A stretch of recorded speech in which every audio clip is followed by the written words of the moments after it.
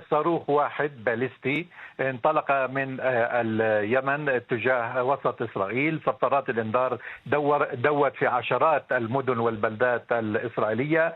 جرى اعتراض الصاروخ بواسطة منظومة السهم في منطقة يعني بالقرب من وسط إسرائيل خارج الغلاف الجوي بطبيعة الحال، لكن مع ذلك هذا الصاروخ طوله حوالي 11 مترا، وبالتالي أجزاء كبيرة منه اخترقت الأجواء الإسرائيلية. جرى إطلاق صواريخ اعتراض أخرى تجاه تلك الأجزاء. بعض الشظايا على ما علمت سقطت في مدينة حلون جنوب تل أبيب، وفي بيت شامش غير البعيدة عن القدس سمعنا دوي الانفجارات في القدس والمستوطنات المحيطة. أغلق مطار تل أبيب احترازيا كما يجري في كل مرة يطلق فيها صاروخ باليستي كهذا. هذا أصبح ندين على أساس شبه يوميا تقريبا هناك إطلاق صاروخ باليستي بهذا الشكل. طبعا هناك 13 دقيقة تقريبا